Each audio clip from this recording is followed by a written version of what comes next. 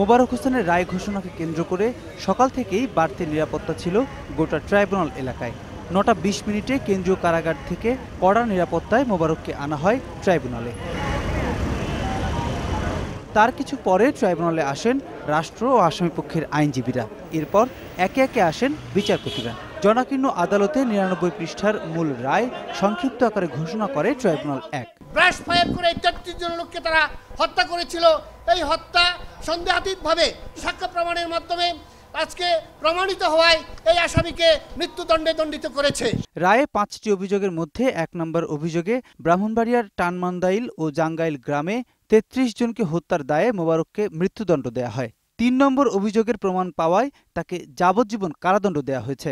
আর বাকি 3টি অর্থাৎ 2, 4 ও 5 নম্বর অভিযোগের যথাযথ প্রমাণ না পাওয়ায় খালাস দেয়া হয়েছে। তবে অসন্তুষ্টি প্রকাশ করেছে আসামিপক্ষ।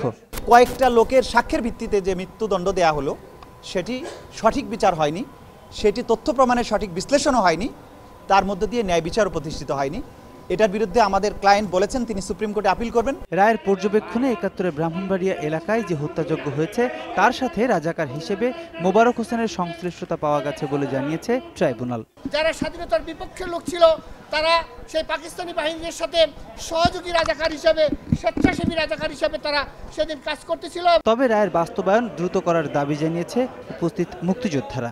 দ্রুত বিচার করে যেন এটার একটা দেয়, না হয়তো বাংলাদেশের মানচিত্র থাকবে না, জাতীয় পতাকা থাকবে না, আমার বাংলাদেশের জয় বাংলা স্লোগান থাকবে না।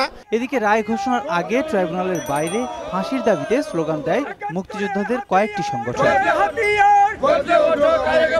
অন্যদিকে মোবারক হোসেনের সর্বোচ্চ শাস্তিতে আনন্দ মিছিল ও মিষ্টি বিতরণ হয়েছে ব্রাহ্মণবাড়িয়ায়। শহরের ট্যাঙ্কের পাড় থেকে আনন্দ মিছিল বের হয়ে শহরের বিভিন্ন সড়ক প্রদক্ষিণ শেষে প্রেসক্লাব মোড়ে সমাবেশ করে জেলা আওয়ামী লীগ। প্রণব চক্রবর্তী, 21 টেলিভিশন, ঢাকা।